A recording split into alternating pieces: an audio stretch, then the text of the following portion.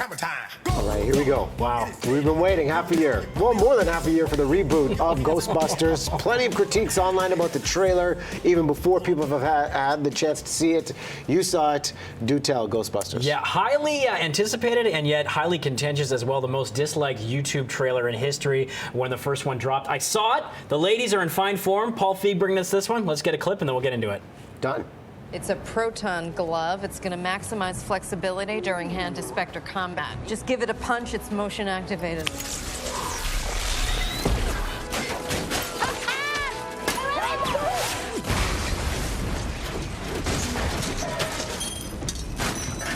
Okay, that was awesome! That is a deadly high five. There you go. We've got four powerhouse female leads here, but the question is, with the reboot, with the chemistry, is it funny? It's funny overall, yeah, but not funny in the way the first Ghostbusters was. This one, they're really trying in this one. And I love Paul Feig's movies like Spy and Bridesmaids, but this is not an R-rated flick, so it's very safe, somewhat tame humor. But there's a lot of improv, courtesy especially of Chris Hemsworth, who plays the sort of mimbo male secretary. He's great, bit of a scene stealer. And the standouts here, clearly Leslie Jones and Kate McKinnon. They're just so quirky and oddball. They worked really well. And Kristen Wiig and Melissa McCarthy were kind of playing it a little more straight, I will say. Was the movie able to escape the shadow of the original and stand on its own? Well, it does stand on its own as a film, and I really tried hard to sort of distance myself from the memory of the first one and that legacy and look at it just as an individual film, and does it work? The problem, though, because it's a reboot, it's very safe. So the story is extremely familiar. They didn't take any risks when it came to the narrative.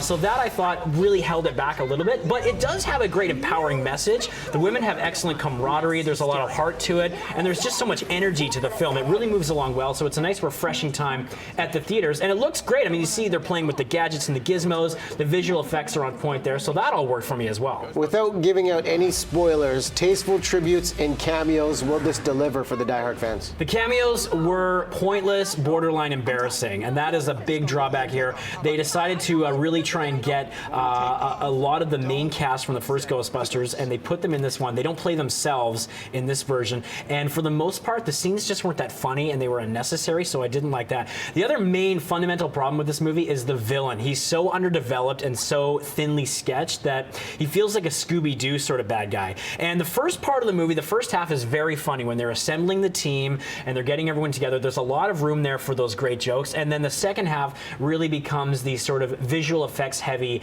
action scenario, you know, which works because it looks great and it's fun, and it's inevitable that it's going to turn out that way in the story, but it wasn't as funny in the last half, let's put it that way. How many hammers? Lay it down for the brand new Ghostbusters. Well, this isn't the disaster that many people were expecting or maybe hoping for, but it's also not the great film that it could have been. I'm going to go right down the middle and give it a 3 out of 5. 3 out of 5. There you go.